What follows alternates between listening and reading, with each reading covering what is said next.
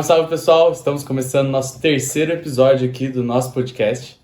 E hoje a gente vai convidar um advogado para falar de diversos temas que podem ser polêmicos ou não. Deixo aí para usar das caixinhas de perguntas o que vocês mandaram pra gente, mais o que surgir aqui naturalmente. Lembrando que a ideia do podcast é a gente bater um papo, conversar com pessoas comuns, pessoas como a gente, que têm a sua vivência e acabam podendo contribuir dentro da sociedade com diversos temas. E hoje a gente vai falar um pouco de direitos. Se apresente aí, nosso convidado. Boa noite, pessoal. Meu nome é Roberto, eu sou advogado, jovem advogado, né? Me formei agora no começo do ano, estou atuando desde janeiro.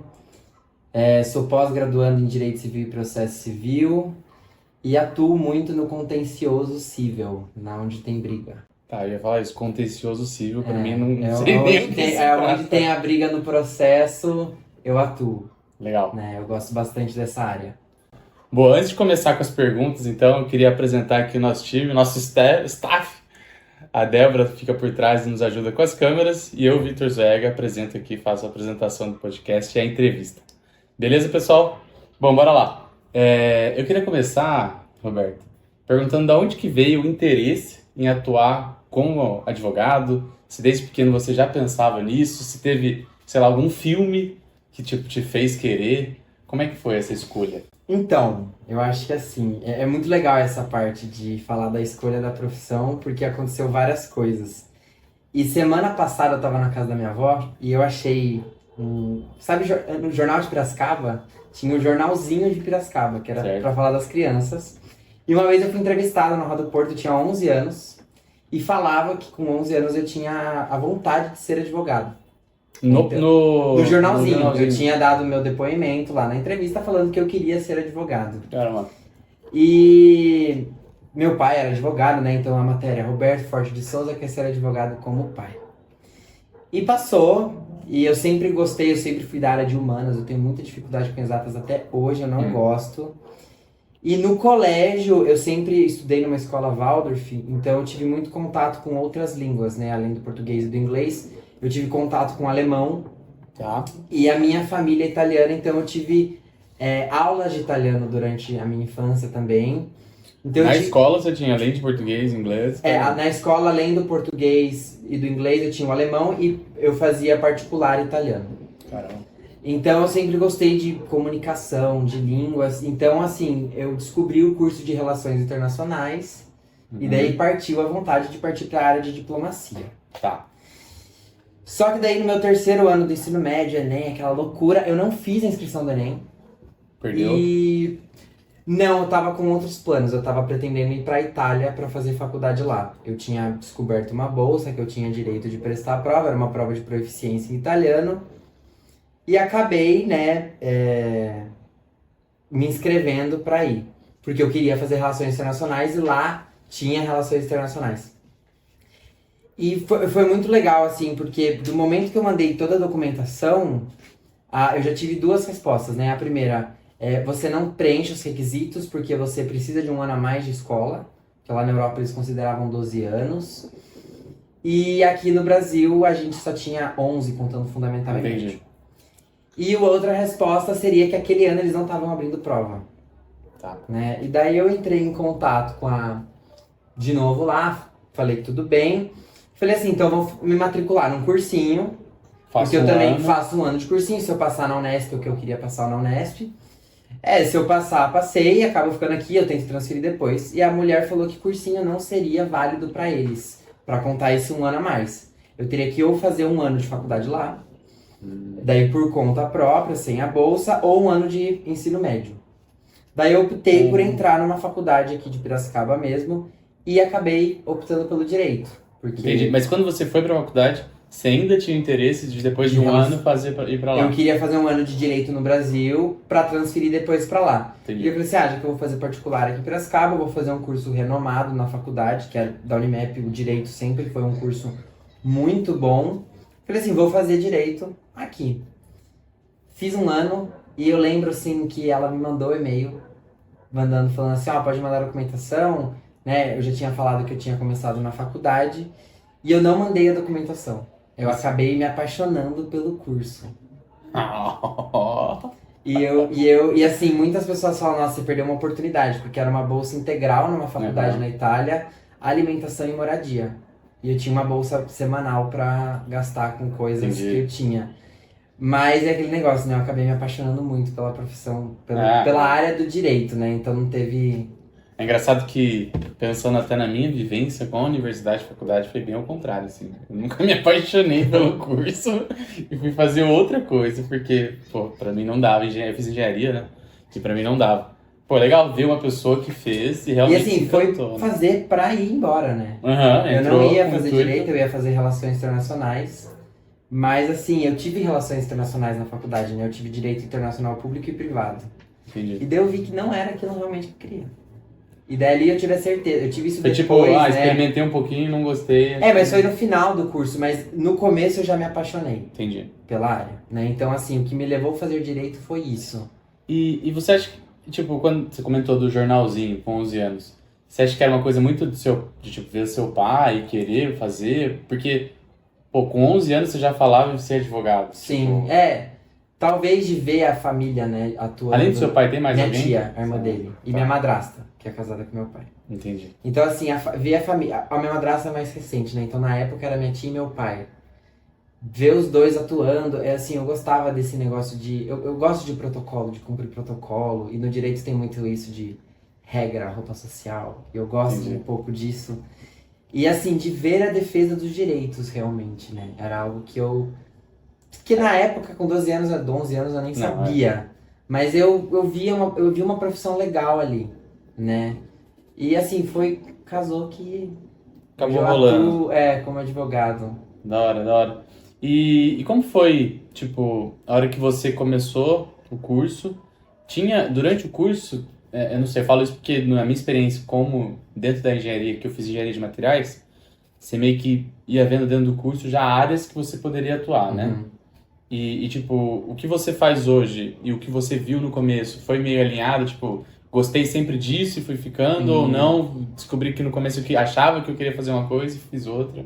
Não. Eu entrei na faculdade com o objetivo de ir pra fora. Tá, verdade. Comecei com isso, né? Então, assim, aula de sociologia, filosofia não era algo que me interessava tanto no começo da faculdade. Né? Até porque eu precisava cumprir com a matéria para sair. Mas quando eu comecei a ter aula de processo, eu vi que o negócio era interessante. E daí eu falei assim, bom, se eu for fazer direito mesmo, porque daí você começa a duvidar, né? Talvez eu não faça. Se eu for fazer direito mesmo, eu vou querer ser promotor de justiça. Porque promotor de justiça trabalha com crime, né? Um advogado criminalista. Porque meu pai não fazia, minha tia também não. Entendi. E era uma área assim, que todo mundo entra Tem uma frase que é clássica, né? Para o estudante do direito, você entra na faculdade amando o penal, mas sai casado com o civil. Né? Daí tem um trocadilho do direito civil, porque é o que regula ali o casamento. Mas por que isso? Você acha que, tipo, existe um receio de trabalhar com o penal? Não, eu só vi que não era a minha área. Né? Eu acabei entrando apaixonado por penal e teorias e crime, vamos defender a galera, né? E depois quero ser promotor para acusar a galera. Eu queria só interromper para te perguntar exatamente isso, acho até porque pode ser a dúvida de uma galera. O que envolve tudo que entra em penal? O que seria? Tipo, quais são os crimes que são considerados dessa área? Direito penal são todos os crimes. Né? A gente tira só a parte do Código Eleitoral, porque tem os crimes que acontecem dentro do direito eleitoral e devem ser... São crimes ainda, né? Alguns crimes, mas que entram na parte eleitoral. O resto, tráfico, furto, roubo, estelionato, é tudo direito penal. Colarinho branco, corrupção, homicídio, que é o assassinato, né? O homicídio. Entendi. E tudo isso entra em penal. E daí eu comecei no começo, assim, quando eu decidi mesmo que eu ia fazer direito, eu comecei um estágio voluntário no Ministério Público, né? Que eu queria ser promotor de justiça, então comecei lá com uma promotora voluntariamente. Logo eu saí porque eu consegui um estágio no fórum, na vara do júri e das execuções criminais. Então lá eu tinha contato diretamente com homicídio, né? Crimes de homicídio. Então o júri popular, né? Ele vai julgar os crimes de homicídio, infanticídio, aborto e induzimento, né, ao suicídio. Ou auxílio. É até legal porque a gente estava falando esses dias, né? Sobre quais são os casos que tem júri popular, né? No Brasil são esses 4 casos. Algumas constituições anteriores previam outros casos, né? Mas a nossa atual Constituição prevê o júri popular para esses tipos de caso. E daí eu entrei nessa área, e depois na execução da pena também, era uma vara conjunta, então eu pegava desde a parte de todas as varas, né, de Piracicaba, todas aquelas pessoas que foram condenadas vinham cumprir pena nessa vara. Então, porque quando você, não em Piracicaba necessariamente, né, mas quando você está sendo processado, vamos falar de uma comarca como Piracicaba, que tem várias varas, você está sendo processado pela segunda vara criminal, por exemplo, seu processo é na segunda vara criminal. Depois que você é condenado, né, e transitou em julgado, né, que você não pode interpor mais recurso, a execução da pena vai para uma vara de execução de pena. Porque quem executa a pena não é a vara criminal, é uma vara específica. Tá. Para fazer cálculo de detração da pena, para ver se você está trabalhando na cadeia, você vai diminuir os dias. E o que é, só para entender, que eu também não sei, ou qual que é a diferença, né? De primeira vara, segunda vara, terceira vara. É só uma nomenclatura para separar mesmo. São juízes, né? Então tem o juiz da primeira vara, tem o juiz da segunda vara, tem o juiz da terceira vara. A vara é o quê? Então, aí vamos voltar lá para trás do direito Grécia. Quando começou a surgirem os problemas, vamos colocar a Grécia, que o pessoal já tinha um pouco mais de noção do que era certo, do que era errado, né? A gente sempre teve essa vivência dentro da gente, mas na Grécia, na antiga Roma, começou com a história de criar realmente leis, direito material. Então, tinham pessoas que eram capacitadas para tomar as decisões no caso de conflito. Então, vamos supor que a gente está brigando, e a Débora seria essa pessoa que vai tomar a decisão nesse caso. Ela representaria o juiz. E a vara vem a palavra vara realmente de vara, porque os juízes, como era feito nas praças públicas, tinha muita gente. Então eles entravam com uma vareta para tirar as pessoas do caminho. Entendi. E acabava julgando. Então acabou ficando essa vara, né? A vara do... Entendi. Mas a vara, por exemplo, a primeira vara, ela é maior do que a segunda? Como que Não, é só uma questão de cidade, né? Vamos pegar Rio das Pedras, que é uma cidade bem pequena. Lá só tem uma vara. Então nessa vara, que é uma vara única, vai ter desde direito civil, direito criminal, direito da fazenda pública. Então o mesmo juiz ele vai atuar em diferentes casos. Vara é igual a juiz, praticamente. Cada vara tem um juiz. Um juiz titular. Mas ele tem os juízes auxiliares e substitutos, né? Porque aqui em Piracicaba a gente tem 4 varas criminais, uma vara do júri das execuções criminais, 6 varas cíveis, 2 varas da fazenda pública, uma da infância e 3 da família. Entendi. Então são varas especializadas. Mas em São Paulo, por exemplo, que é a capital, a gente tem, por exemplo, vara empresarial. Então é especialidade, né? Então se a gente vai entrar com um caso de família, não vai... Por estar dentro do direito civil, porque o Código Civil ele vai prever, né, o casamento, por exemplo, o divórcio. Mas por estar dentro do Código Civil, se a cidade não tem uma vara de família, você vai entrar na vara civil. Mas como Piracicaba tem, a gente acaba entrando na vara da família, que é uma vara especializada. Tá. Então é mais para dividir competência mesmo. Entendi. Né? É tranquilo essa parte. O que a gente tava falando Não sei, perdi. Mas eu ia voltando ao assunto da época da faculdade, da universidade. Como é que foi? A galera fala muito sobre a dificuldade de passar na OAB, né? Eu já lembrei agora que você tinha falado. Pode falar. Do que eu comecei no Ministério Público por conta de que eu gostava de direito penal. Daí eu fiz meus estágios no Ministério Público, fiz meu estágio no tribunal, né, na vara do júri das execuções por 2 anos. Eu saí e fui para a Defensoria Pública, na vara da família. Saí da Defensoria Pública, eu fui para o Ministério Público, só que eu entrei no Ministério Público numa vara civil, porque daí eu já estava gostando do direito civil. Aí já começou... E eu já descobri isso no meu estágio no fórum, que eu já estava gostando de direito civil. Eu acho que os professores têm uma grande influência, né, na matéria que a gente vai gostar. Mas direito civil é o direito que regula as pessoas. né? Tipo, é relação nós aqui, né? O direito penal, ele regula o ânimos da pessoa, né? Então, assim, é engraçado, né? Porque a lei não fala que você não pode matar. Mas ela fala que matar alguém, a pena é tanto. Isso é engraçado, né? Porque não tem como a gente prever a atitude de uma pessoa. Entendi. Né? E o direito civil ele tem muito do direito privado também. Né? Que é mexer com empresa, que é contrato e a parte da briga que eu gosto mais. E aí, estágio, né? Já é mais final do curso, né? Foi onde você começou. E eu terminei o estágio no Ministério Público na Família e eu entrei no escritório de advocacia. Eu fui fazer estágio no escritório que eu acabei conhecendo os advogados, eu entrei lá e fiquei até o final do curso. Entendi. Né? E daí eu já faço o gancho da OAB. Eu tava no escritório quando eu tava prestando a OAB. Né? Foi assim, tava no Ministério Público, eu prestei a primeira fase. Uhum.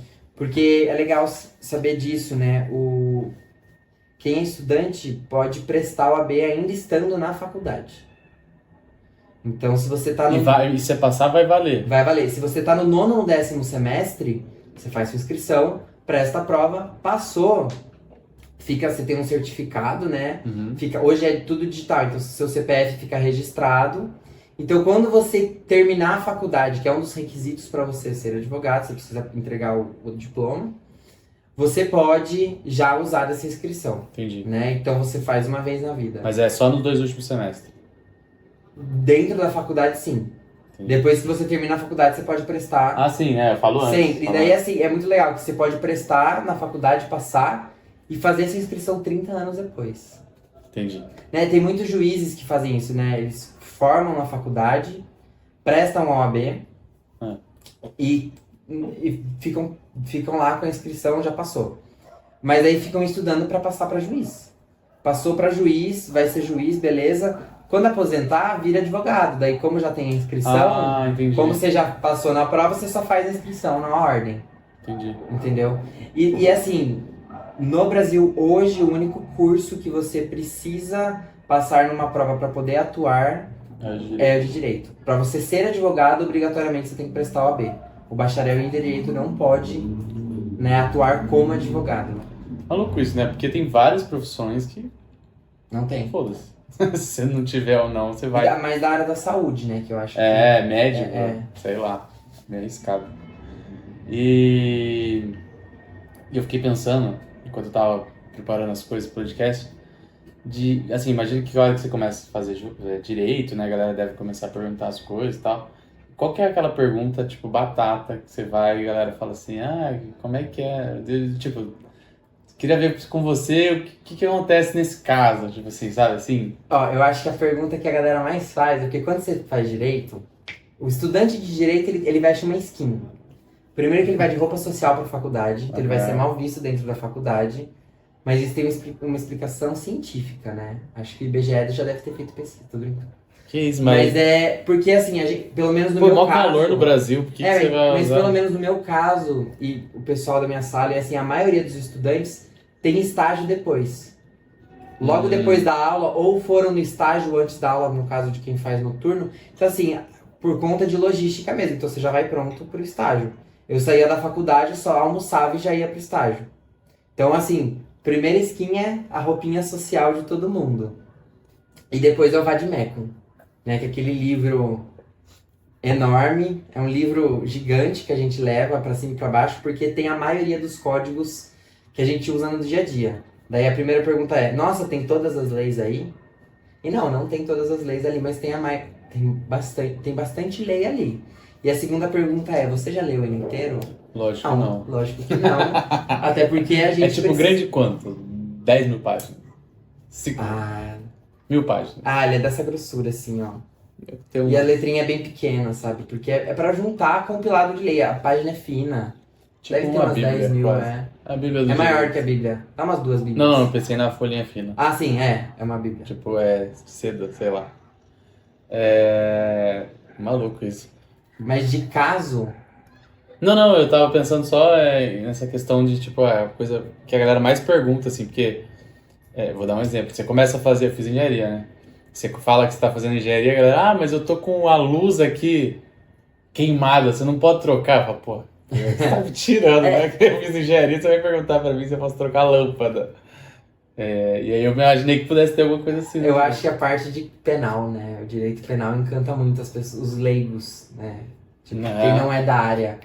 Ah, mas e se eu matar alguém, o que acontece? Ou tipo, tá, mas e se eu fizer isso? E se eu furtar um negócio ali? Um negocinho aqui. Né? E eu acho que esse tipo de uns pergunta... docinhos do Pão de Açúcar, do americano. Esse tipo de pergunta pega muito, assim, né? Tipo, ah, mas matou quem? Mas o que acontece nesse caso? Entendi. Né? Então eu acho que esse tipo de pergunta. A galera perguntava muito de caso famoso. Tipo assim, o que você achou Nardone. do caso da Nardone? Exatamente. Suzane von Richthofen.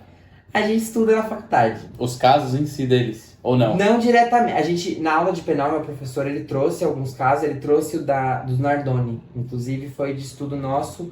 Quando a gente foi aprender dosimetria da pena, o que é a dosimetria? O juridiquês, tem que falar o mais simples possível. O juridiquês, ele é difícil. Né?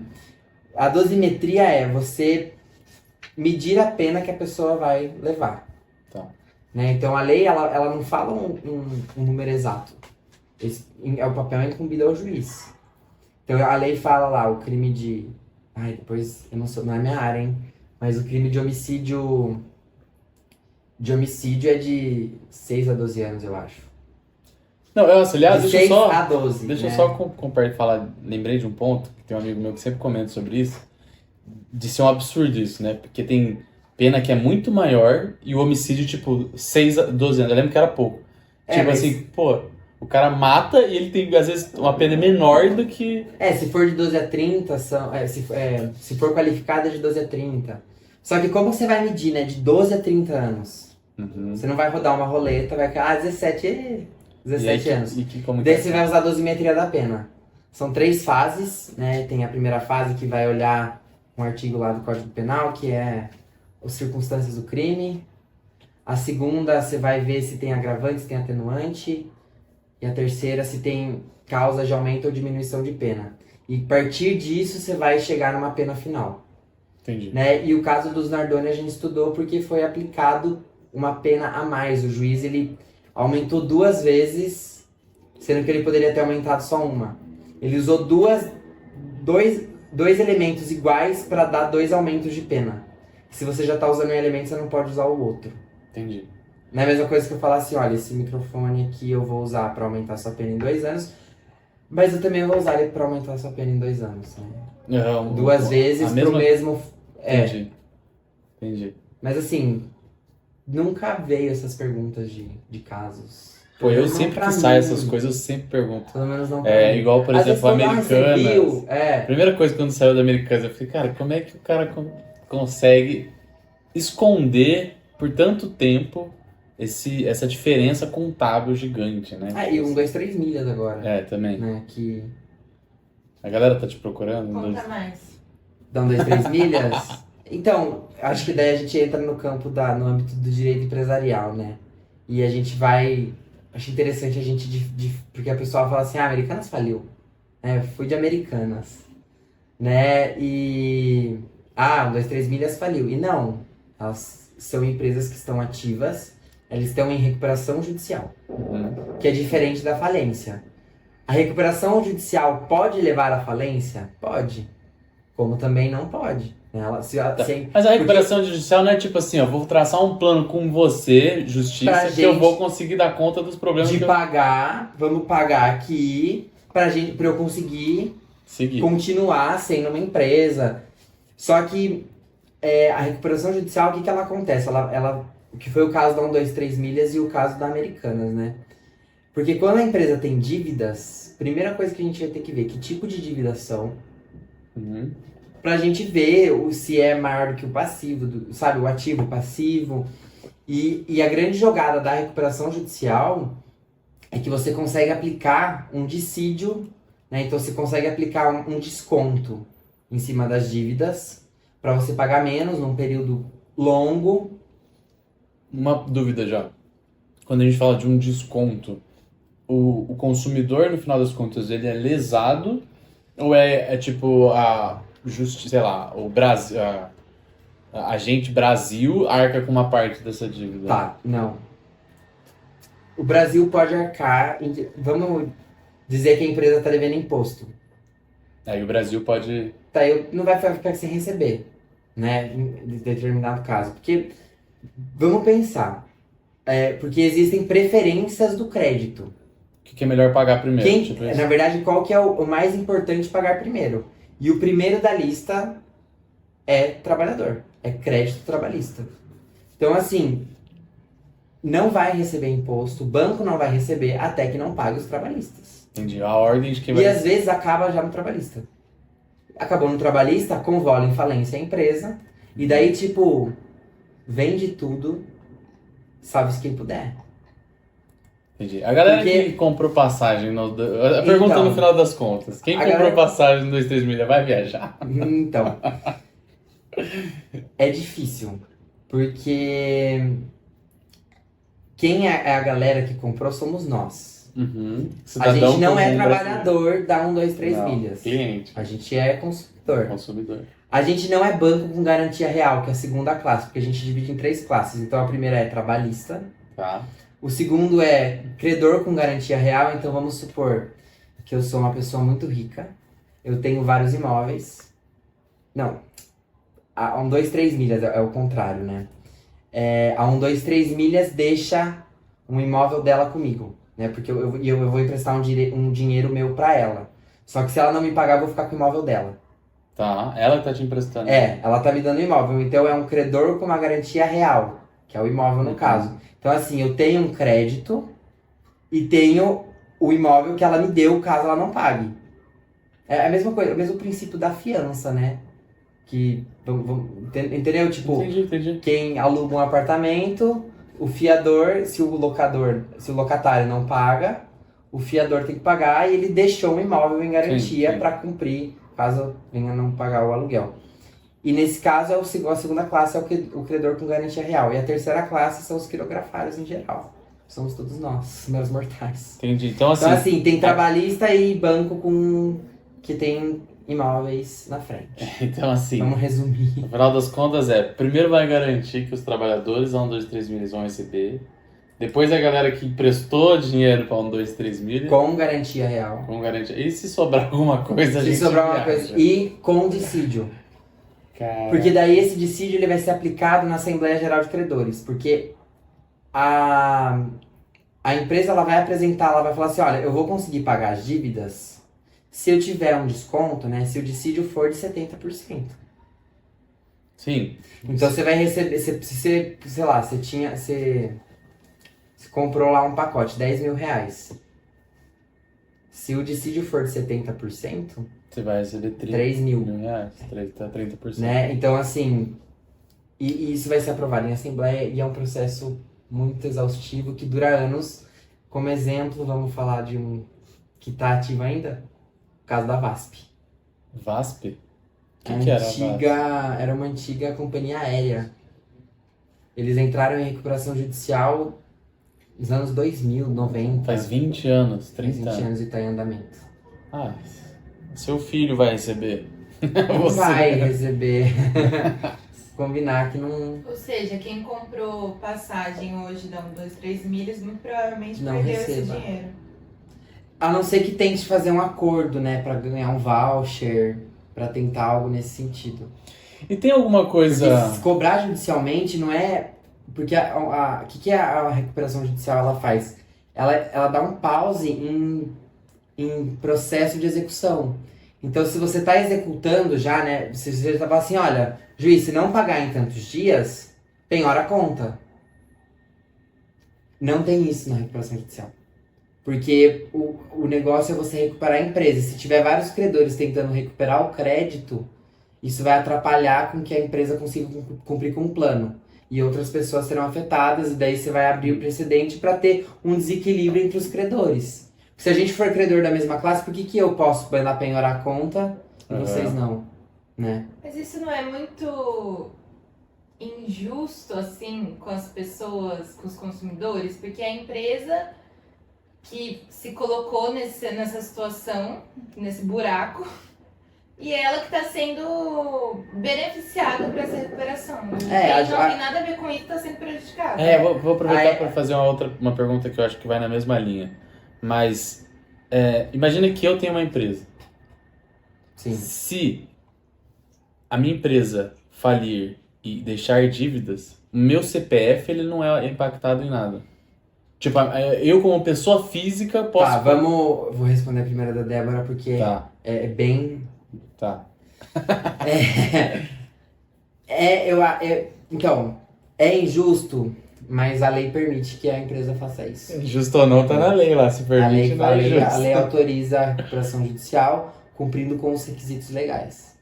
Né? E daí, assim, se não cumpre com o plano, qualquer credor pode entrar com pedido de falência. Porque isso é muito legal, né? Não sei se vocês sabem, mas todo credor de uma empresa, por exemplo, ele pode entrar com pedido de falência da empresa. Ele pode entrar com pedido de falência. Tem uns requisitos para isso, né? Não é qualquer... Não é R$1.000 que vai convolar a empresa em falência. Uhum. Mas a recuperação judicial só a empresa pode pedir. Entendi. É algo que só ela pode, mas a falência não. Todo credor pode, dependendo do valor, cumprindo com os requisitos legais, né? E a questão do CPF e do CNPJ. Eu vou dar o exemplo que... Porque assim, só explicando, na minha cabeça... São coisas distintas. São, mas o cara que deixou chegar onde chegou, de alguma maneira tem que ser impactado também. Já que eu vou perder dinheiro, que esse cara também perca, entendeu? Esse é o meu pensamento. Então... E fica à vontade pra comer, viu? Servido. Enquanto isso, a Débora vai trazendo as pautas do dia. A gente vai, nesse tópico, a gente entra na parte da desconsideração da personalidade jurídica, que é um outro instituto que a gente tem no direito civil e direito empresarial, que é muito legal. Vamos pegar como exemplo a sociedade limitada. Né? Uma empresa, sabe o famoso LTDA? Então, o que ela é limitada? Por que ela é limitada? Porque a empresa não tem nada a ver com a pessoa física, são patrimônios separados. Mas concorda comigo que se a pessoa começa a usar o cartão da empresa para pagar a conta dela, ela tá misturando patrimônio? Sim, com certeza. Né? Então, a princípio, se a empresa contrai dívidas, são dívidas da empresa. Isso não vai passar para o sócio. O sócio ele tem o dever de manter o capital social da empresa integralizado. Então, se a empresa tem R$100.000 de capital social, tem que estar integralizados, porque ele responde na porção do capital social. Por isso que empresas com capital social grande têm, às vezes, que é capital carta de crédito maior para fazer empréstimo. Capital social é investimento que a empresa tem, basicamente. Entendi. Assim, sei lá, se abrir uma empresa, sua empresa tem patrimônio de R$1 milhão. É o capital social da empresa. Você pode colocar o valor que você quiser, desde que você integralize ele. Funciona assim na prática? Não. Não. As pessoas colocam o capital social lá e acabam não integralizando. Mas... E daí que acontece da desconsideração da personalidade jurídica. Porque você abusar da personalidade, né, agora, personalidade jurídica da empresa pode ser um fator para você ser afetado como pessoa física. Tá, é um crime como pessoa física. Não é crime. Não? Não. Não vamos entrar no âmbito criminal, a gente tá em direito civil agora. Pra mim é muito difícil. Então vamos dar exemplo, eu acho que fica mais fácil, né? Eu tenho uma empresa, eu uso o cartão da empresa para coisa pessoal, sei lá, eu faço empréstimo com coisa da empresa e pego dinheiro para mim. A empresa tá lá atolada em dívida e os credores estão cobrando. Só que a empresa não tem patrimônio. Só que você vai olhar o patrimônio do sócio, é assim, tipo, altíssimo, vários carros, apartamentos, certo, né? Injusto a empresa, né?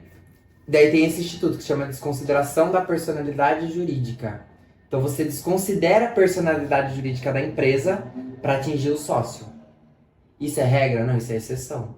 Tá, mas aí isso vai no final das contas... contas... Dentro de um processo, você entra com esse pedido para você conseguir atingir o sócio e penhorar bens do sócio. Entendi. Então, mas é saindo do pressuposto que eu tô chamando de crime no sentido de que ele está fazendo algo fora da lei, né? Então a gente está buscando penalizar ele. Na verdade, a gente tá tentando só cobrar ele, né? É. Se você tá executando uma dívida, Entendi. você quer pegar o patrimônio você quer penhorar o carro dele pra fazer vender ele pra pagar. leilão pra pagar você. Então, assim, a regra é, não pode atingir o sócio, né? Mas se quiser, pode. Mas se cumprir com os requisitos, você pode. O direito é cheio disso, né? De ter exceções. Esse negócio do se é duro, né? Do quê? Se. Se. Você vai ter que provar. O ônus é seu. Mostra que o cara tem apartamento em Copacabana. Mostra que cumpriu com os requisitos. É o artigo 50 do Código Civil, se eu não me engano. Cumpriu lá com o artigo 50 do Código Civil. Dá pra Juiz gente tentar. deferiu. Juiz deferiu lá. Defira Agora a vamos. desconsideração. Uma outra coisa mais, assim, bem menos. Como fala? Com essa linguagem, essa questão muito Formal. juridiquês, assim.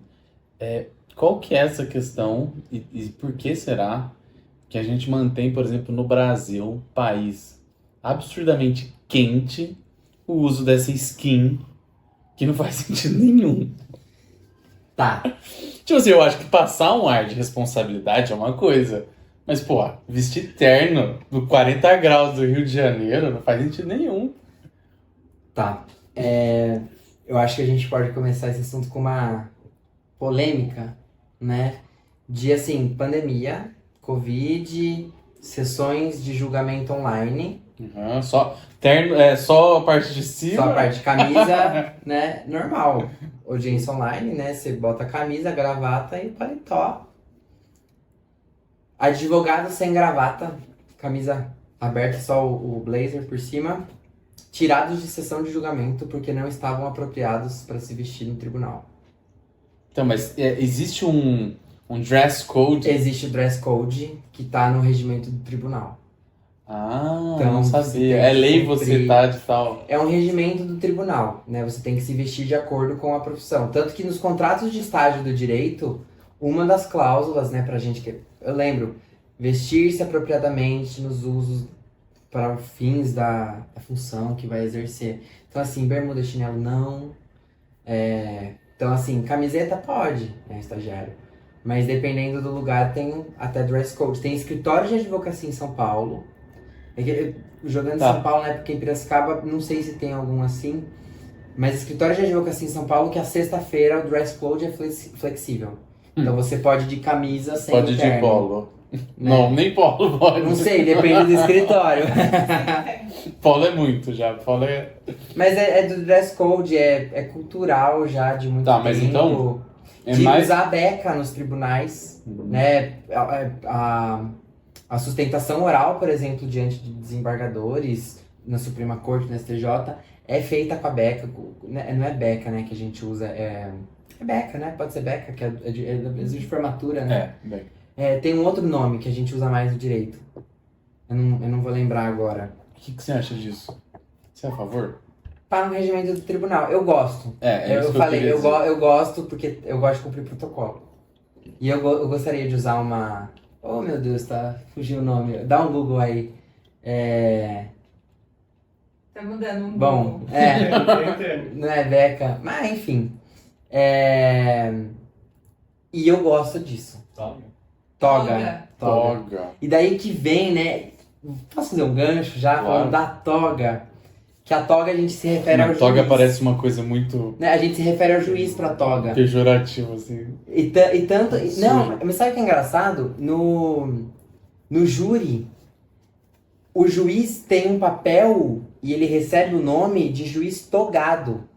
O juiz. Porque ele não vai decidir nada no processo do júri. A única coisa que ele vai fazer é garantir que a lei esteja sendo aplicada corretamente e aplicar a pena, se a pessoa for condenada, porque os verdadeiros juízes são os jurados. Então, assim, no júri, os jurados são os juízes que representam a sociedade, mas o juiz que preside a sessão é o juiz togado, que veste a toga, que representa o Estado ali. É muito legal Entendi. esse conceito, eu acho muito legal. Uhum. Eu queria voltar no que a gente estava falando do dress code. Não existe assim nenhum movimento de uma frente rebelde que quer mudar esse dress code. Ou todo mundo isso tem que aceitar e... Olha, eu acho que assim, dentro de escritório, né? Acho que cada um tem liberdade para usar o que bem entender. Mas nos meus estágios, Ministério Público, Defensoria, órgãos, né, no Tribunal de Justiça, juízes, promotores, sempre de terno, as juízas, promotoras, sempre de terninho, saia, calça longa com salto. Então, assim, tem essa parte. Eu acho que o direito, existem frentes pra gente tirar o juridiquês do direito, pra simplificar o direito, que é o que eu tento fazer. E às vezes eu não consigo. Porque é do cotidiano nosso. E pra eu falar alguma coisa, porque eu apresentei a contestação lá, você vai entender nada, né? Eu fiz uma defesa. Muito mais fácil. Uhum. Né? E a frente de você tirar o juridiquês é muito forte hoje, de você simplificar o direito, tá crescendo um movimento muito do visual law, né? Não sei se vocês já ouviram, é legal design. Legal design. Nunca ouvi falar. O legal design, ele é o conceito e o visual law é a ferramenta. Então, o que é o legal design? Você transformar documentos jurídicos, sabe design thinking? Uhum. Design thinking, legal design é o nome que deram para o design thinking dentro do direito. Então é você fazer um contrato mais simplificado para a pessoa que está lendo entender. Entendi. Né? Então tem essa frente. Juízes, agora pensando em juiz, tem juiz que aceita o visual law? Tem, mas também tem o que não aceita.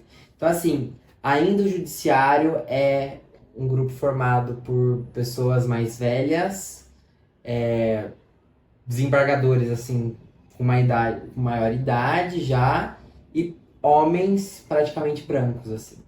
Então, assim, é muito culturalmente enrustido dentro do ramo e, assim, as mudanças que vêm são poucas. Eu ia te perguntar um negócio que eu acho que é bem polêmico, mas eu já vi bastante gente falar sobre isso, que é uma questão de um certo preconceito ou até uma certa desvalorização da personagem, né, da pessoa mulher dentro da profissão como advogado, principalmente em escritórios, assim, de ser assediada mesmo e tal. E eu queria entender se, assim, isso é muito forte ainda e se, por exemplo, falando sobre audiência, coisas desse tipo, você já viu acontecer? Realmente acontece ou é mais voltado dentro de quando a pessoa é contratada, né? Então, dentro da empresa a qual ela trabalha e não dentro, né, no próprio... quando está em julgamento lá com o próprio juiz, coisas desse sentido. Acontece, né? Julgamentos dentro do escritório, isso acontece ainda, infelizmente. Eu acredito que tende a diminuir, pode estar diminuindo, eu não sei dados reais. Mas assim, vamos pegar, acho que esse exemplo vai resumir bem, né? Numa prova de juízes, quantos que passaram são mulheres? Quantas juízes estavam numa banca examinadora são mulheres? Então isso já reflete, porque para você prestar uma prova de juiz, você vai ter uma banca examinadora. A maioria são homens acima de 50 anos e que são conservadores, brancos, então assim, isso vai acabar refletindo depois, né? Entendi. Então o judiciário tem menos mulheres, né? E assim, a OAB, né, a Ordem dos Advogados do Brasil, ela tem um papel fundamental nisso, porque existem comissões da mulher advogada, existem frentes voltadas para a advocacia da mulher. E parece que agora o CNJ, o Conselho Nacional de Justiça, aprovou alguma coisa relacionada a ter mais diversidade dentro dos tribunais, até para contratação de juízes. Então inserir isso nos editais de tipo, a parte da mulher, né? Eu não sei, alguma coisa nesse sentido, né? Para tentar minimizar, porque é algo que vem historicamente já enrustido no Brasil. Eu acho que assim, no judiciário é muito forte por ser um órgão muito conservador, né? Mas assim, tende a melhorar. Né? Hoje a gente tem escritórios formados só por mulheres. Legal. Né? Eu leio, eu sigo como doutrina de direito de família, sucessões, o Manual do Direito das Famílias da Maria Berenice Dias. Ela é uma a primeira desembargadora mulher do Rio Grande do Sul. E assim, sensacional. Obras assim, extremamente boas e extremamente qualificada. Foi a primeira mulher desembargadora do Rio Grande do Sul e hoje ela é advogada. Ela aposentou no tribunal e hoje ela atua. Então ela tem uma frente muito forte nisso também. Uhum. Então, eu acho que a internet também ajuda bastante, né? E também, assim, sabendo, né, que existe esse próprio preconceito e assédio e tudo mais com a mulher, eu acho que às vezes é até melhor no sentido da mulher se sentir mais confortável em buscar a ajuda de uma outra mulher que entende e reconhece as dificuldades dela do dia a dia, né? Porque às vezes com certeza. Assim, a grande maioria, não tô aqui pra falar que em 100% dos casos, mas a grande maioria dos homens às vezes vai ter outra visão, que fica mais difícil conseguir ajudar ela da melhor maneira, né? Então, enfim, é uma questão que eu acho que a gente traz sempre discutir se as profissões ou as frentes estão atento a isso, né? A essas mudanças e a necessidade da mudança, eu acho que é o mais importante. Do que a mudança em si, perceber que realmente que tá errado e que precisa mudar, né? Eu acho que a gente percebe, né? Mas daí a mudança demora. Ah, sim, com o tempo. E isso reflete muito dentro do direito também, né? Porque... E daí a gente entra eu não sei se tem outro tema pra puxar. Não tem, fica à vontade. Mas, porque não tem... Mas isso reflete muito a questão do ativismo judicial. Né? Que é assim, a mídia traz de um jeito extremamente... Que na verdade, vocês sabem o que é o ativismo judicial? Não. É o juiz tomar uma decisão que a lei não preveja, por exemplo. É o judiciário ser ativista, né? De inovador, no sentido de inovar. Né? E daí eu acho... O meu trabalho de monografia foi sobre isso. O meu trabalho de monografia foi sobre o ativismo judicial versus a segurança jurídica à luz dos precedentes vinculantes. Ou seja, um judiciário ativo, ele traria ou não segurança jurídica, sabendo que a gente tem, né, precedentes para fazer isso ou não. É assim, ele quer trazer mudanças, mas tem que tomar cuidado para as mudanças não quebrar todo o sistema. Sim, e como que a gente pega essas mudanças, né? Porque a internet a gente dá... A cada dia a gente avança mais. E o avanço tecnológico faz surgirem direitos que às vezes não estão resguardados por lei. E daí eu acho muito legal esse contraponto, porque assim, o papel de criar as leis é do legislativo. Mas o Brasil, ele tem um processo legislativo, né? O sistema do legislativo é extremamente moroso. Até porque deputados federais, senadores que estão lá, são pessoas que, tipo, tem essa questão do conservadorismo. A gente tá de novo agora, a questão do casamento homoafetivo, né? Eu pauta pra... Então, questões como essa...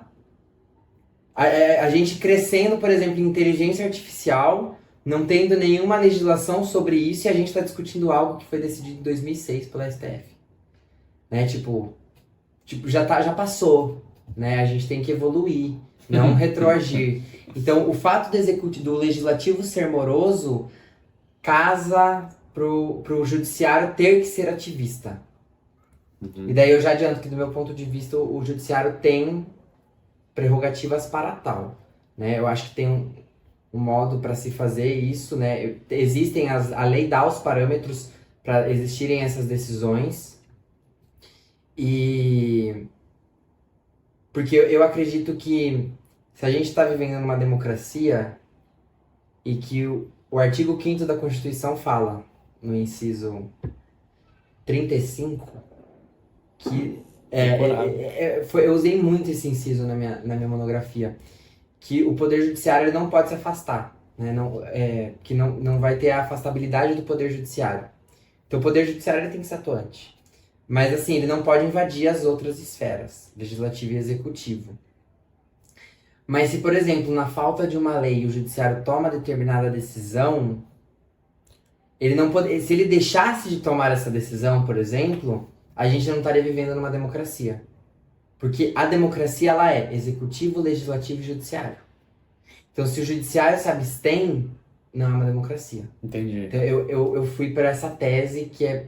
Tá, vamos até aproveitar. Eu vou fazer uma pergunta aqui mais longa, que aí você fica à vontade, vai bebendo água aí. Ainda não é enrolado. Faça um calor. Mas eu queria aproveitar para perguntar quais são os papéis desenvolvidos por cada um desses, né, dessas frentes. Tá. Que eu acho que isso pode trazer um pouco de confusão para quem não é da área, principalmente.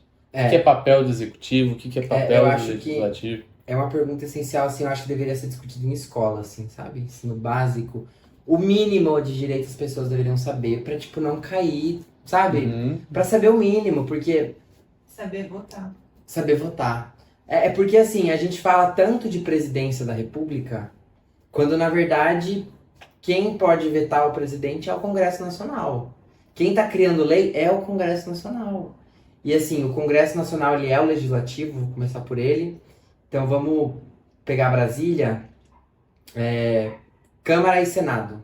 Câmara é o que tem o pratinho virado para cima, o Senado é o que tem o pratinho virado para baixo. A arquitetura de Oscar Niemeyer, né? A Câmara ouve o povo, por isso que o prato é virado para cima, para ouvir o clamor popular. E o prato virado para baixo é para aquela discussão ser discutida aqui. Entendi. Então, o papel do legislativo é criar as leis, é regular, é criar norma. Tá. E quem faz isso? Quem são as pessoas envolvidas? Deputados e senadores. Deputados federais ou estaduais? Tá. Âmbito federal, né? A gente tem o Congresso Nacional. Âmbito estadual, a gente vai criar lei estadual. Tá. Que vai ser a Assembleia Legislativa de São Paulo. Entendi. Eu já entro nesse... Pergunta, você vai... Estados Unidos, né? Exato. E município, lei municipal, que são os vereadores. Uhum.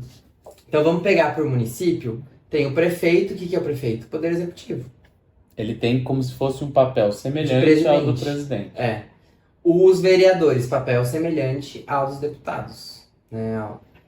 E o judiciário são os juízes, né? Que na verdade, a justiça local, a justiça tem uma outra estrutura, mas ela se estrutura da mesma forma, né? Eu vou eu vou falar do judiciário depois. Então, assim, no âmbito municipal, Câmara de Vereadores, Prefeito, Legislativo e Executivo. No âmbito estadual, a Justiça, o governador como órgão representando o Executivo estadual, e os deputados estaduais, o Legislativo. Então, assim, e depois o Federal, que tem os deputados federais e os senadores, que representam o Congresso Nacional, juntos formam o Congresso Nacional, e o Presidente da República, que é o órgão que representa o Executivo, e o STF, que é o Judiciário. Tá. Então a estrutura federal é Presidente da República, Executivo, Câmara dos Deputados e Senado Federal, que é o Congresso Nacional, é o Legislativo, e o STF é o Judiciário. Tá. A Praça de Brasília, né, se olha de cima assim, eles ficam em um triângulo. O Congresso no meio, STF, o Planalto e o STF. Então, assim, as leis federais... Falando dos Estados Unidos e de lei federal. Nos Estados Unidos, eles têm uma constituição bem simples para todo o país. Que ela não, e os estados têm autonomia. Uhum. Os estados no Brasil, eles gozam de autonomia também. Mas não é uma autonomia plena igual dos Estados Unidos. Porque lá, cada estado pode ditar norma penal, por exemplo. Cada estado tem o seu código penal. No Brasil, o Código Penal, que vai ditar sobre os crimes, ele é federal. É uma lei federal que regula. E um município ou um estado, ele não pode prever lei penal, por exemplo, porque seria inconstitucional. E isso só por uma questão de organização da Constituição. A Constituição fala, olha aqui, né? Tipo, lei penal vai ser feita na questão federal. Então, é nesse sentido. E o que aí, só para continuar dentro do legislativo, o que está dentro do estado, o que está dentro do município tomar como criação de uma lei que pode se criar enquanto... Tá. O município pode, por exemplo, criar uma lei para fazer um parque, por exemplo. Sei lá, os vereadores criam uma lei que vai ter que ser construído um parque da Rua do Porto, né? Sei lá, um parque de lazer a cada 6 meses. Questões de educação, de saúde, pode? O SUS, ele é uma coisa só, né? Ele pega tudo. Ele é federal, municipal e estadual. A questão do som, Londrina. Londrina tem uma questão de... É uma lei... Eu não sei se é lei estadual, eu acho que é lei estadual. Não sei se é estadual ou municipal. Não. Mas você não pode beber na rua depois das 10 horas da noite. Olha só. Então, assim, são coisas que você tem que ler na Constituição. E daí, assim, se é criada uma lei que está em desacordo com a Constituição, existem mecanismos para você revogar essa lei, né? Beleza. Entendemos o legislativo. O legislativo. Então, ele vai criar as leis, né? O executivo, ele tem um papel administrativo. É a principal função do executivo O executivo administrar. é o presidente. Governador, presidente, prefeito. Então, ele que vai administrar tudo. Então, no caso do presidente, né, os ministérios, eles são parte do poder executivo. Então, o presidente pode escolher lá os ministros que vai colocar pra fazer. É administrar mesmo, é falar assim, olha, precisa fazer isso, a gente vai fazer isso. O prefeito, tem buraco na rua, vamos consertar. Né? Governador do estado, sei lá, vamos criar uma rodovia daqui até o Rio de Janeiro. Né? Vamos... Tá. Administrar. Então, é administrar. O papel dele Entender é... as prioridades.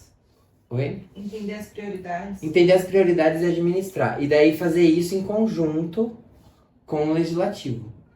Porque ele depende do legislativo, né? Por quê? O legislativo só não regulamenta as coisas? O presidente da República, ele tem que... foi aprovada uma lei. Tem que passar pelo presidente da República para ele aprovar a lei. E se ele não aprova, por exemplo, a lei, alguns artigos, ou se ele não aprova totalmente, isso pode ser depois revertido pelo próprio Congresso para aquela lei ser aprovada. Então, assim, eles têm que trabalhar... Por isso que existe o legislativo e o executivo estão mais próximos um do outro, né? Porque quando a gente fala dentro de uma empresa, áreas que se comunicam ali. É o RH e o jurídico. Tá. Né? Porque assim, eu ia dar um exemplo, é bem bobo, né? Se você precisa... Na administração pública você não pode fazer... É diferente do direito privado, porque o direito privado você pode fazer tudo que a lei não proíbe. Na administração pública, não. Você tem que fazer tudo que a lei manda ou que a lei autoriza. Tá. Então, Partindo desse pressuposto, né? Se a lei não autoriza fazer determinada coisa, você precisa conversar para que possa... Beleza. Então a gente falou aí do executivo e falou do legislativo. Judiciário. Agora. Judiciário. STF é o órgão de cúpula do judiciário no Brasil. O judiciário também, ele é uno, né? A gente fala que ele é uno porque, apesar de ter diferentes tribunais que entram naquela questão de especialidade, é um órgão só, né? É o poder judiciário. E daí eu falei que não tem no município, é que tem as comarcas, né? A comarca de Piracicaba, o Fórum Estadual de Piracicaba, por exemplo. Mas não existe a justiça municipal. Tá. Mas existe a justiça estadual, a justiça federal. Então eu acho legal a gente trazer um esquema. Eu até posso mandar depois um print que eu tenho da organização do judiciário, porque assim, tem o STF. Embaixo do STF, que é o Supremo Tribunal Federal, tem os tribunais superiores. Então tem o Superior Tribunal de Justiça, TST, Tribunal Superior do Trabalho, STM, Superior Tribunal Militar, e o TSE, que é o Tribunal Superior Eleitoral. Os tribunais superiores. Abaixo vamos pegar o STJ para ficar mais fácil. Do STJ, abaixo do STJ, o que a gente vai ter? Justiça Federal e Justiça Estadual. Justiça estadual. Cada estado tem a sua justiça estadual e cada região tem a justiça federal. A região de São Paulo é junto com Mato Grosso. Então é a justiça federal da terceira região. Entendi. Então se a gente vai entrar com processo na justiça federal, vai ser na terceira região. A justiça estadual vai ser de São Paulo. Né? E as outras têm a justiça, são divididas também por regiões. Então, o Tribunal Regional do Trabalho da 15ª região é Campinas. Pega Campinas, Piracicaba. Né? A região 2, a segunda região é São Paulo, Tá. por exemplo. Mas só pra gente, acho que não perder a linha, a gente falou do executivo e falou do legislativo, mas não falou o papel do judiciário. Tá, a gente entendeu a estrutura. O papel do judiciário, ele é você resolver problemas das pessoas. Esse é o principal papel do judiciário. Porque as partes não vão sair se batendo para decidir alguma coisa. Entendi. Né? Então, quando as partes não têm a capacidade de conseguirem se resolver sozinhas, elas vão até o judiciário. Tiro, porrada e bomba. Dependendo do caso. Mas, entendi. Então, assim, eu tenho um contrato. E tem uma cláusula no contrato que a outra parte não cumpriu. Você acha que a outra parte vai querer pagar a multa contratual por ela não ter Por cumprido? livre e espontânea vontade, não, né? Às vezes ela pode. Às vezes ela pode, mas ela vai falar assim, eu não cumpri porque você fez isso. Aham. E daí assim, como que elas vão Contra-argumento. chegar, né, nessa discussão, e daí elas vão até o judiciário, e daí o juiz vai falar assim, olha, daí com todas aquelas provas que ele tem, vai falar assim, olha, realmente tinha que ter pago a multa. Entendi. O judiciário, no final das contas, é o que a gente mais tem no dia a dia, contato. No sentido de procurar realmente Sim, pra resolver. justiça sobre alguma coisa. Sim, Entendi. É o que mais gera, né, comoção também. Comoção? Comoção popular. Entendi. Assim, às vezes a gente não sabe o deputado federal ou estadual que a gente votou. Mas a gente sabe. Eu ia perguntar um negócio também. Você falou sobre a questão da gente ter o deputado federal e o senador. Uhum. Ia perguntar a diferença desses papéis dentro Da Câmara... do da Legislativo. Do Congresso Nacional. Que tá Na dentro do verdade, Legislativo. Né? o Legislativo Federal, ele é dividido em dois. Então, os senadores, eles... Vamos dizer que eles são acima dos deputados. Federais. Eles são em menor número, são 91, 81. É um número assim, são 3 por estado. E os deputados... Só que os deputados são 500 e... Quando a gente vê as votações lá de impeachment da Dilma, a gente só vê os deputados federais. Não. A gente vê o senador. Impeachment passa pelas duas casas. Tá. Eu lembro de ver um número grande, 316 Mas votos. isso é da Câmara de Deputados, né? E, por exemplo, emenda à Constituição. Que você tem a Constituição Federal. A gente pode alterar a Constituição Federal. A gente pode alterar tudo aquilo que não é cláusula pétrea. Tá. Então a gente pode adicionar determinada coisa. E esse tipo de aprovação vai ser passado por duas câmaras, pelas duas casas, né, que chama casa. Passa pelas duas casas por 2 vezes, com uma quantidade X de votos mínima. Entendi. Então Mas quais são aí, só pra voltar? O que passa pelo Senado, o que passa pelo... Vai mudar a atribuição. Eu não vou saber dizer exatamente o que vai mudar. Mas tem coisas que começam no Senado, mas obrigatoriamente vão passar pela Câmara e vice-versa. Entendi. Mas eles são uma coisa que trabalham juntos pra lei. Sim. Né? E é muito legal lá no Congresso Nacional, porque é bem dividido. Você entra dentro do Senado, tem a polícia do Senado. Já foi pra lá? Já.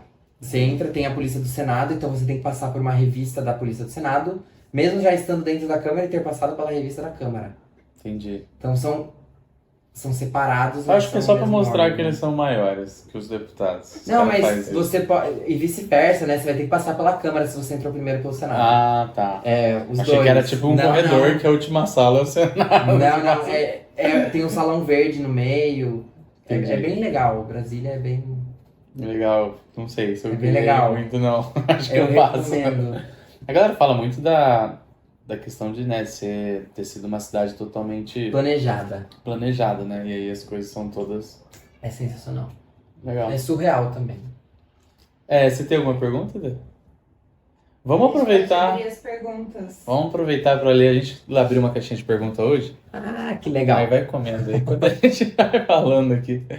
E aí a ideia foi perguntar pro pessoal do Instagram o que eles gostariam de saber. Eu já dei uma lida. E eu vou falar que talvez algumas delas a gente tenha que dar uma elaborada um pouquinho melhor na pergunta. Eu vou ler tudo aqui. Vai, Dé, lê pra gente como é que tá e aí eu tento dar uma... Tá. Vitor perguntou: em que caso eu posso pedir os honorários do meu advogado? Não sei se fez Acho sentido. Eu acho Pra outra pessoa pagar os honorários do advogado dela. Tá, vamos lá, Os honorários. Existem honorários contratuais. Então você me procurou como advogado, você vai me pagar honorários contratuais do nosso contrato. Uhum. Mas se a gente entrar com uma ação e você vier a ganhar a ação ou vier a perder a ação, isso vai influenciar em você. Se você ganha a ação, 100%, você não vai ter problema em pagar os honorários da outra parte, né, do outro advogado. Uhum. Mas como eu ganhei a ação, a parte contrária, a parte vencida, ela tem que me pagar honorários sucumbenciais. E esses são fixados de acordo com o juiz. São honorários sucumbenciais. Eu entrei com um processo. A gente entrou com um processo, nós dois. Tá. Você tá querendo falar que ali não é o Sol. Uhum. Que ali é Urano. Uhum. Claramente não é Urano. É. Né? O juiz vai olhar e vai falar assim, não é Urano. Né? E o YouTube ganhou lá o processo. Você vai ter que pagar honorários de sucumbência pro YouTube. Que é como se fosse os honorários do advogado. Além do dos YouTube. meus honorários que a gente combinou, Uhum. né? Daí vai de cada, se o advogado quer cobrar, se não quer. Você vai ter que pagar porque você perdeu o processo. Em todos os casos eu tenho que pagar a sucumbência Quem da perde outra tem que parte. pagar. Quem perde é sucumbente. Você pode ser sucumbente em parte. Então, assim, o juiz pode ficar em dúvida se é o Sol. E falar assim, olha, de fato, pode não ser o Sol. Então, daí, nesse caso, o YouTube ganhou 90% da ação e você 10%. O YouTube pagaria o equivalente aos honorários de 10% pra mim. Tá, vou perguntar um negócio que eu só... Mas é basicamente, tipo, pagar pro advogado do outro, né? Se for dentro do processo, se for de sucumbência, é porque você perdeu o processo. Entendi. Mas aí eu não sei, eu queria perguntar do que é comum e do que não é comum, tá? É comum eu, quando contrato um advogado, depois que eu ganho, eu pago um valor por ter ganho o processo, mais o valor da sucumbência?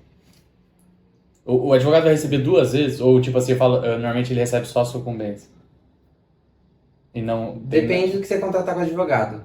Tem advogados que cobram um valor para entrar com o processo e uma porcentagem do que você receber no final. Então, sei lá, vamos entrar com uma ação. Eu vou cobrar R$5 mil para entrar com a ação. Daí a gente ganhou a ação, você vai receber R$50 mil. E a gente combinou que 20% seria meu por conta do êxito. Além desse valor que eu ganhei, que a gente contratou dos 5 mil, eu vou ter os 20% dos 50 mil e a sucumbência da parte, mas a parte que me paga a sucumbência. Então eu posso ter os contratuais, que são os 5 mil iniciais e a porcentagem nossa no final, mais a sucumbência. Entendi. E a sucumbência, quem decide é o juiz. Quem define é o juiz. E daí tem um critério legal para isso. Então, isso vai ser de acordo com o valor da causa. Se a causa tiver um valor irrisório, que a gente fala, sei lá, R$1.000 o valor da causa. Né? Vamos supor que seja uma ação negatória de paternidade. Uma ação de investigação de paternidade. Tá. Mais fácil. Qual que é o valor da causa? Não tem proveito econômico, diferente de um contrato. Entendi. Né? O valor do contrato é 50 mil, o valor da causa vai ser 50 mil, porque é o valor do contrato. Ou tô pedindo danos morais. Quanto de danos morais tá pedindo? R$10 mil. Então é R$10 mil mais o valor do contrato. Eu quero pedir danos morais porque ela falou que era meu filho e não é. Não, nesse caso porque... aí vamos cortar essa parte, daí isso daí entra em outras coisas. Tá. E daí vai variar de acordo com a porcentagem. Então, o juiz vai fixar de 10% a 20% sobre o valor da causa quando ele não for irrisório. Entendi. Né? Então, assim, e daí antes... Pô, então o advogado vai ganhar o valor acordado, vai ganhar antes e mais os 20%. Depende do advogado. Tem advogado que cobra só a porcentagem no final. Mas assim, antes o judiciário ele entendia que, tipo, honorários de sucumbência com causas com valor milionário, por exemplo, sei lá, a causa é 100 milhões. A lei fala que é de 10 a 20%. Vai receber no mínimo 10. O juiz falava assim, pelo valor da causa ser alto, elevado demais, fixos honorários equitativamente em 10 mil reais, ao invés de fixar em 10% de 100 milhões. Hoje já tem decisões do STJ, precedentes, que tem que cumprir a lei, por exemplo. Que tem que ser o que está na lei, independente do valor da causa. Precedentes é que teve causas anteriores. Que teve causas, várias causas, e tem uma decisão Entendi. tranquila que tá... Que aquilo Que é aquilo realmente ainda, pelo momento, é aquilo. Tá. Felipe perguntou: sonegar com todo o meu patrimônio em BTC, Bitcoin. 0 ativos, tudo alugado, quais as consequências? Ele tá botando toda a grana dele em Bitcoin e quer saber se ele vai ser pego como se ele estivesse sonegando, né? Ó, tributário não é minha área, mas hoje a Receita Federal, eles têm acesso, porque hoje é tudo CPF, né? Então tudo que está vinculado ao seu CPF, a Receita tem acesso. Então, assim, vamos supor que na declaração do seu imposto de renda porque ainda não sei se está regulada a questão de criptomoeda, não sei como está essa questão no Brasil, existem projetos para regulamentar, né? E daí é o seguinte, como que você, do nada, tem R$0 por ano, e daí você brota com um patrimônio alto a Receita vai estranhar. Entendi. Dá pra né, puxar um histórico e eles vão ver A que Receita tem o histórico. É Hoje porque em é isso dia, que ele tá quando- falando. Provavelmente ele deve pegar esse... Pelo portal do Gov, é possível fazer a declaração do imposto de renda hoje. E você só precisa clicar, tipo, no OK, porque já vai aparecer todos os seus rendimentos lá. Simplificado, né? Tá vindo simplificado. Eles já sabem o que você tem.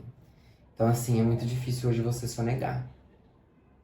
Tá. É, porque eu imagino... O que eu imaginei do cenário que ele comentou? Que provavelmente ele tem uma carteira digital, que é uma hard wallet, que ele tá tirando todo esse Bitcoin e colocando num lugar que não é um banco, que não é nenhum lugar, entendeu? É um lugar Embaixo do físico, colchão. embaixo do colchão. Tipo isso. Tá, daí não tem dinheiro físico, né? Não tem como... Não, é que o dinheiro é como se estivesse no pendrive. O dinheiro tá no pendrive, entendeu? Aí ele precisa em algum momento colocar de volta pra poder tirar em algum lugar, entendeu? Eu não sei. É uma questão que é um dos casos de que, tipo, necessita de lei pra regulamentar. Entendi. E que devia estar dando mais atenção do que discutindo Do que a questão discutir da a homofetividade. questão, de novo. Boa. André perguntou: posso ler então? Claro, leia. Vocês não têm vergonha de se chamar de doutor? Não. Olha, eu não ligo que me chame se não chame de doutor, eu não tenho esse problema nenhum. Mas gosta que chame. Assim, em audiência, eu vou me dirigir ao juiz como excelência, o advogado da outra parte vai me dirigir como doutor, quando eu tô conversando com outro advogado, também me dirijo como doutor, e daí, assim, depende muito do advogado. Eu não ligo, tipo, pra mim não é algo que vá influenciar, né? Mas vou usar desculpa, velho, sempre, né, que fazendo as falas da doutora Deolane, as minhas, vai reclamar com Dom Pedro, porque ele criou um decreto, e tá em vigor esse decreto da época do Império, que conferiu aos advogados e juristas o título de doutor. Por isso que podem utilizar como doutor. Não sabia disso aí, não. Tem uma lei, né, um decreto que regulamenta o uso. O que mais tem de pergunta aí, né? Tem mais 3 perguntas. Vai. Jordano perguntou: caí num golpe do Pix e agora? Tem como recorrer de alguma forma? Eu vi alguém falar esses dias que você tem, tipo, coisa de 5 minutos pra recorrer. Pra pedir devolução, tipo assim... Isso eu não vi, isso deve ser normativo de banco. Isso. O Banco Central deve ter soltado alguma Tipo, normativa 5 minutos lá. que você acabou de fazer, você consegue pedir. Porque Eu depois não disso- tava sabendo disso, né, desses 5 minutos aí. Mas eu já peguei casos de golpe do Pix e de empréstimo consignado. Gente, tá chovendo isso no judiciário. Vou começar pelo golpe do Pix, que é a pergunta. O que é o golpe do Pix? Vou dar o exemplo de uma das clientes mais recentes que eu peguei. Ela tava usando o celular, deixou parado lá, recebeu uma notificação do banco, 600 e tantos reais, saiu da conta dela, fez o Pix. Transação Pix concluída com sucesso. Assustou. Entrou em contato com o banco, falou assim, não fiz a transação, paraná, abriu o protocolo, saque. O banco falou assim, constatamos ser situação de fraude. Entramos com o processo, a gente entrou antes com o procedimento administrativo pra tentar resolver administrativamente. Não, o banco não resolveu, mas o banco é responsável pelas transações que faz. Mas teve a transação? Teve, a transação foi efetuada. Então, assim, ela não fez a transação e o banco, né, tem uma... Eu acho que... eu vou me arriscar aqui falar o número da súmula do STJ. Súmula é como se fosse um dispositivo... Como se fosse um dispositivo de lei. Ele não tem força de lei, mas ele é uma jurisprudência bem consolidada. Então, assim, vários julgados que chegou à conclusão de que bancos participam da relação de consumo. Né? Então, o Código de Defesa do Consumidor pode ser aplicado aos bancos também. E eles são responsáveis pelas transações. Então, no caso dela, o banco tem que provar que ela que fez a transação. Tá, mas é meio que jogar pra eles a responsa. A responsa é deles. Eles têm o direito de devolver. Eles têm que devolver o dinheiro. Entendi. Então, dá pra recorrer, dá pra entrar com ação judicial pra pedir o dinheiro de volta. E o do consignado é assim... Aposentado vem falando assim, olha, estão descontando o valor da minha conta. Daí você vai ver, é um empréstimo consignado que fizeram no nome dele. Ele não recebeu o dinheiro. E tá descontando da aposentadoria. Por quê? Sabe esse negócio de você tirar selfie pra fazer conta em banco? Você concorda comigo que o banco tem que ver se a pessoa é a pessoa pra autenticar? O banco às vezes não faz essa autenticação. E acaba conseguindo fazer o empréstimo, o golpista faz o empréstimo no nome da pessoa e vem descontando da aposentadoria. Nesse caso, que o banco está cobrando um valor indevido, porque ele é responsável para saber quem está fazendo a contratação com ele. Como é um valor indevido que ele está cobrando as parcelas, a pessoa tem direito de receber em dobro. A gente chama de repetição do indébito. Né? Então, assim, falando da súmula, é a 297, se eu não me engano, da STJ. E a repetição do indébito é você receber em dobro que aquilo que estão te cobrando. Né? Isso também tem no Código Civil. Quem demanda por dívida já paga, tem direito a receber em dobro. Né? Que doido isso, cara. Ele dá um jeito de conseguir em seu nome um consignado. E acontece muito. E daí, assim, mas é que eu lembrei, assim, só pra... E daí dando moral, né? Além do dinheiro em dobro. Mas eu lembro de várias polêmicas de pessoas que trabalhavam no banco, que o pessoal do banco, pra conseguir... Coloca a taxa. Não, para conseguir bater as metas que precisavam bater, eles faziam a própria contratação para a pessoa e a pessoa nem sabia que estava contratando. Tipo, eu preciso que você venha aqui para atualizar os dados. Aí eu chegava lá, a pessoa estava contratando um serviço consignado e nem sabia que estava fazendo. É o mesmo caso, né? Daí faz, tipo, não contratou, né? E essas taxas bancárias já você pode receber em dobro também. Entendi. E esses casos são meio que facilmente resolvidos ou são coisas que demoram? Olha, o banco geralmente não vai querer pedir perícia, porque assim, a perícia custa dinheiro no processo judicial. E porque assim, num processo normal, que a gente não está diante de uma relação de consumo, a parte autora, quem está propondo o processo, ele tem um ônus de provar. No direito do consumidor isso pode ser invertido. Quem tem que provar que o consumidor não fez, é o banco, no caso. Então ele teria que arcar, por exemplo, se a pessoa pedisse a perícia, tivesse que arcar lá com a perícia. Entendi. Pra eles não vale, né? Porque o valor que eles ganham é tanto. Mas não vale. E nesses casos que o Peter falou, e a pessoa vai até o banco, assina um documento... Então... Sem saber que está contratando. O Código de Defesa do Consumidor, ele prevê situações que você pode anular o contrato por ele ser abusivo. Então, ele tem uma defesa muito do consumidor muito forte, né? Que cláusulas abusivas podem ser anuladas. Entendi. Matheus perguntou, até quando eu preciso pagar pensão pro meu filho? Boa pergunta. Até quando ele precisar, né? Ô, louco. Não... Com 40 anos, se meu filho precisar, eu tenho que pagar. Eu acho que com 40 anos você vai estar pedindo pensão pro seu filho se você precisar, né? Mas os alimentos, né, quando a gente é menor de idade, a gente trata eles como direito indisponíveis. Então você não tem como abrir mão dos alimentos. Você não pode falar assim, eu abro mão dos alimentos. Porque você até pode fazer um documento, mas ele não vai ter validade jurídica, porque eles são direitos indisponíveis. Porque você demonstrando a necessidade, você tem direito de receber. E daí para fixar, é até legal, não tem um valor. Né? Os alimentos, eles não têm um valor. A lei não fala, é tanto por cento ou é tal valor. Você vai de acordo com o caso. Tá, então vai ter que ter um juiz que vai decidir. E daí, por exemplo, quando a gente pega, por exemplo, uma ação de alimentos, o que a gente leva de critério? E a jurisprudência também. Se a pessoa tem mais de 20 anos, por exemplo, o filho tem mais de 20 anos, mas está fazendo faculdade, às vezes o juiz fixa como término final a faculdade. É o mais comum, acho, né? É o mais comum, assim, de jurisprudência. Então é aquele negócio, fiz 18 anos, posso parar de pagar? Não pode. Né? Porque você tem que entrar com uma ação, o pai, né, ou a mãe que está devendo os alimentos, tem que entrar com uma ação de exoneração de alimentos. O critério de idade, ele não é etária-idade, né? É a dependência daquela pessoa. Entendi. Mas não é comum ter casos de tipo 30 anos o cara ter que pagar ainda. Casos podem até ter, né? Mas o juiz dificilmente vai... Não, casos tipo decididos que tem que pagar. Tem que pesquisar. Mas você acha que é mais difícil? Depende do que tá acontecendo, né? Pelo amor de Deus, tem um filho de 30 anos que eu tenho que... É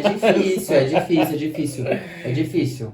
Mas se as partes acordam, por exemplo, que vai pagar até os 30... Eu fiquei imaginando, na verdade, alguns casos específicos, no sentido do, às vezes, o filho ter alguma deficiência intelectual, alguma coisa assim, e aí, pô, o cara tem são casos 40 excepcionais, anos... São casos excepcionais e daí vai... É o que eu falei, não tem critério etário, né? Ele depende da necessidade. Então, os alimentos, eles se baseiam para você fixar. Que alimentos? Só para o pessoal saber o que você fala. Os alimentos... Alimentos, né? Eu falo alimentos, mas o que é o alimento? A pensão alimentícia. Só que hoje a pensão alimentícia ela não é só relacionada aos alimentos. Os alimentos compreendem lazer, medicamento, vestuário, né? Eles compreendem uma série de fatores. Então, assim, não é só a comida, é o lazer do infante, da criança, né? Enfim. Entendi. E daí, assim, para você fixar alimentos, você vai analisar a necessidade, a possibilidade de quem pode pagar e a proporcionalidade. Que a gente chama é o trinômio. Então, você tem que observar esses três para fixar os alimentos. Entendi. Você brincou com o Victor que falou, com 30 anos, você que vai estar pedindo pensão. Existe essa possibilidade de você pedir pensão para o seu filho? Ou algo do gênero? Se os pais dependem, se os pais têm necessidade, eles podem pedir alimentos para os filhos. Olha só, eles podem, não sabia. Eles podem pedir. Entendi, legal. Diferente. Tem uma pergunta aqui que não é bem uma pergunta, tá escrito transfusão de sangue versus religião. Acho que é questão do embate, né? É polêmico, né? É o tema que foi para o Supremo várias vezes. Provavelmente é da Testemunha de Jeová. É o tema dos Testemunhas de Jeová. E que a religião não permite que seja feita a transfusão de sangue. Então, isso chegou no Supremo diversas vezes. E a gente tem que analisar, acho que a primeira coisa que a gente tem que analisar e eu falo isso com a maior tranquilidade, que não existem direitos absolutos. Né? Nenhum direito é absoluto. A Constituição Federal fala no artigo 5º, que é uma cláusula pétrea, que você tem direito à liberdade religiosa, que você tem direito de ir e vir, que você tem direito de liberdade de expressão, né? Assim como você tem o direito à vida. No caso do Testemunho de Jeová, se a transfusão de sangue for fator essencial para que aquela pessoa continue vivendo, qual direito é mais importante, o da liberdade religiosa ou o direito à vida? Isso já chegou na Suprema Corte com decisões diferentes e hoje a gente tem um entendimento pacificado que é o seguinte: Se a família é testemunha de Jeová e a pessoa que está precisando de transfusão é maior de idade, ela pode escolher se ela quer fazer a transfusão ou não. E daí isso é dela, né? Então ela vai assinar lá os relatórios médicos e isso é uma questão dela. Agora, se é menor de idade, o Estado entende que tem que prevalecer o interesse do menor, independente da decisão da família. O interesse do menor. O interesse do menor, né? Porque o menor, ele é... Eu vou dar um exemplo que eu estudei na faculdade. Quando você fala o interesse do menor, parece a opinião, o que o menor pensa. O Só menor, que o menor, ele não tem. Ele não tem, exatamente. Só que, e é exatamente nisso que o judiciário se baseou, porque teve um caso, assim como outros casos, o judiciário deu ordens para fazer a transfusão, como também não foi feita a transfusão, e a família depois entrou com pedido de indenização porque a criança tinha morrido.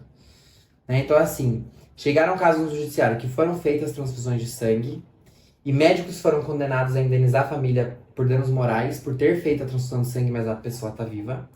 E o contrário também. Nossa, por não ter feito, mas porque a família não quis mais ter processado o médico por danos morais, porque a criança não sobreviveu. Quando é menor, quem representa, agora a gente fala do menor impúbere, aquele que não é... que vem da puberdade, né, a palavra. Púbere é da puberdade, né? Então, o impúbere, que não é púbere, é abaixo de 16 anos. Então, abaixo de 16 anos é o menor impúbere. E o púbere, né, é de 16 até os 18 anos. Então, quando ele tem de 16 a 18, ele é assistido pelos pais. E quando ele tem menos de 16, ele é representado. Então, assim, o que é assistência? É a criança quer uma coisa, os pais têm que concordar. Mas se os pais não concordarem, não se chega a nenhum lugar. Então, hoje, a questão do judiciário é transfusão de sangue feito menor de idade tem que fazer independente da opinião da família. Porque é como se o judiciário estivesse tomando a decisão. O direito à vida daquele menor é mais importante do que a liberdade familiar, a liberdade religiosa da família. Porque a criança ali pode estar sendo afetada por uma decisão dos pais. Mas algo polêmico. Eu fiquei pensando que é complicado, porque a pessoa, querendo ou não, maior de idade, ela também vai ser afetada pela decisão em volta. Porque qualquer decisão. Porque se ela faz, ela às vezes é expulsa da família, da comunidade. Duríssimo. Capaz dela optar em não fazer e morrer. E acontece. E acontece. Duríssimo. Então, são coisas que chegam, né, no judiciário. Olha, tem mais alguma pergunta aí, Daphne? Não, acabou. Mas eu queria, assim, já que a gente tá falando de alguma coisa, de um assunto polêmico, tem mais algum assunto polêmico, assim, que sempre chega, tipo esse, ou algo similar, assim, que é bem conhecido, do tipo, de novo isso? É que pra mim é tudo dia a dia, né? O que seria algo novo?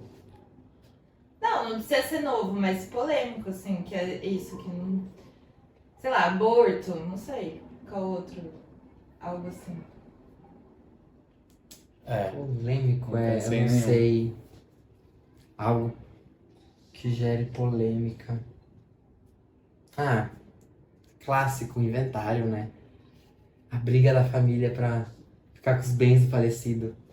Isso daí que estraga famílias. Entendi. E aí, tipo, nesse caso do inventário, acho que a gente até conversou recente sobre isso. Se a pessoa... Porque eu lembro que a minha pergunta pra você foi essa questão e eu acho que é legal compartilhar com o pessoal. Se eu tenho bens e eu decido deixar no nome de uma pessoa X, quero deixar só com um amigo meu, todos os meus bens. E eu deixo isso com o Ricardinho. Deixo isso em documento. Testamento. Por um testamento. Eu consigo passar só pra ele? Tudo? Se você colocar no testamento se você colocar no testamento que você vai deixar 100% dos seus bens pro Ricardinho, seu testamento será anulado. Não é? Porque tem que respeitar a legítima. A lei prevê que pelo menos 50% do seu patrimônio vão para os herdeiros necessários. Que são os ascendentes. Então o máximo que eu consigo passar pro Ricardinho é 50%. 50%. Os seus filhos receberão os outros 50%. Mas se você tem 2 filhos, por exemplo, 50% vai ter que ser dividido pros dois. Né? Então vai ser 25 e 25. Mas se você gosta mais da Ana do que do Pedro, você pode deixar pra Ana. Os outros Os 50. outros 50. Então ela vai ficar com 75 e o Pedro só com 25. Possível? Que doido isso. Doido. Bom, acho que era essas perguntas. Eu queria fazer um jogo com você. 2 perguntas. E é um jogo mais contraído aqui. Tá. Mas a primeira, na verdade, eu queria que você me trouxesse. Eu perguntei ao ChatGPT, tá? Pra fazer essa pergunta. Não é da minha cabeça, é uma inteligência artificial por trás. Mas quais são os 10 motivos que as pessoas mais entram com o processo? Eu queria que você chutasse 10 e a gente vê quantos vocês vão acertar. O ChatGPT respondeu isso. Aham. Nossa, difícil, mas talvez divórcio, danos Deixa eu só morais. pegar uma caneta aqui pra eu anotando, senão eu vou... Um minuto. Nossa, vou ter que falar 10. Vamos lá. Divórcio. Danos morais. O divórcio tá aqui, tá como divórcio e questões familiares. Familiares, danos morais e responsabilização de danos, né? Danos morais. Mas é algo conjunto, tipo, danos morais, materiais, responsabilidade civil. Responsabilidade civil. É que os nomes podem ser diferentes, Não, né? quanto isso não, mas depois a gente volta e eu pergunto a você. Nossa, é difícil sem saber o bojo do... Ah, mas Ações de locação, por exemplo, tipo... que seriam problemas contratuais. Despejo ou essas coisas. Tá como problemas contratuais, acho. Problemas contratuais abrangem bastante coisa, né? Nossa, não sei. Não? Nada mais? Não sei. Os que mais chegam pra você. Pensa nos que chegam pra você. É que eu não sei o que o ChatGPT respondeu como pra eu ter um parâmetro. Parece que são coisas mais Abrangente. abrangentes. Bem abrangente. Tipo macro temas, assim? Parece, né? Parece. Eita, gente. Não sei. Não sei mesmo. Eu vou dar um exemplo. Aqui tá como defesa do consumidor. Defesa do consumidor, tá? Direito do consumidor. Direito do trabalho. Trabalhista. Trabalhista, previdenciário.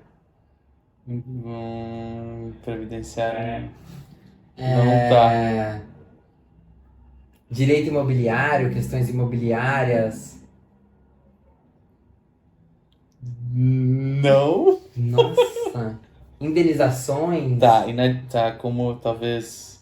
Cobranças, com certeza. Então, inadimplência. Inadimplência, cobranças, execuções de títulos. Execuções de título, o que é isso? Cobrança também, mas é outra. Não, esse não tem.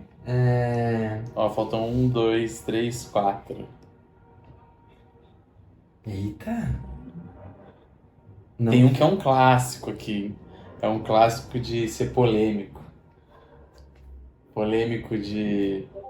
Principalmente recentemente o pessoal vem falando bastante sobre questões de invasão da sua...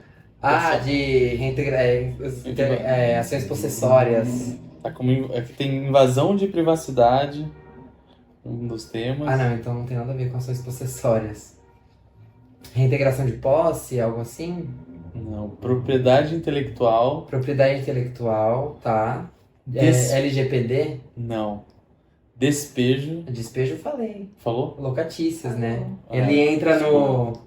De imobiliário. Imobiliário, Faz sentido. Eu não tinha pensado por isso. Porque esse sistema, o ChatGPT, ele tá meio... E danos pessoais. Danos morais, eu falei. Danos danos pessoais. morais, materiais, responsabilidade civil. Tá. Então acho que teve 2 só que você falou diferente. Que eu já não Mas lembro quais qual é. são as do ChatGPT? Inadimplência. Faltou uma que eu esqueci. Acidente de trânsito. Acidente de trânsito, clássica. Eu acho que é a que mais tem. Inadimplência, despejo, danos pessoais, problemas contratuais, divórcios e questões familiares, trabalhistas, defesa do consumidor, propriedade intelectual e invasão de privacidade. Essas são as 10. E a outra eu queria fazer... Aqui não tem resposta certa, tá? Mas eu queria que você pensasse, se você lembra, 5 nomes de filmes ou séries que falam sobre advogados, hein? Advogado Diabo. Clássico. How to Get Away with Murder. Clássico. Scandal. Esse não tava aqui na minha lista, mas também. 12 jurados, uma sentença, como que é? 12 Homens um Segredo? Não. Tem um que é 12 jurados, eu acho que é o nome. 12 jurados não conheço, vou pesquisar. Eu gosto de bom, filme assim. é drama. Tô aproveitando pra bem atualizar. Legal. Tô aproveitando pra atualizar meus filmes que eu vou assistir. E tem aquele lá novo da Netflix que é da advogada que tem autismo. É bem legal, mas eu não vou lembrar o nome agora. Tem uma série É uma série. clássica que você não falou ainda. Uma série clássica. Clássica. Não é antigo, Não. mas clássica. Eu assisti, eu já sei qual é. Poder e a Lei? Não. Mas essa é outra. Essa é mais recente. O dos caras de terno lá, os Suits. Eu pensei nessa. É que eu não né? gosto dessa. Não gosta? Não gosto. Por quê? Poder e a Lei eu não. assisti também. Você gostou? Não assisti. Eu assisti os 2 episódios primeiros. Poder e a Lei já é um pouquinho... E Suits é muito caso um atrás do outro. É bem... Tem Não. a nova Netflix também, você viu? O Poder e a Lei. É. Esse eu assisti recente.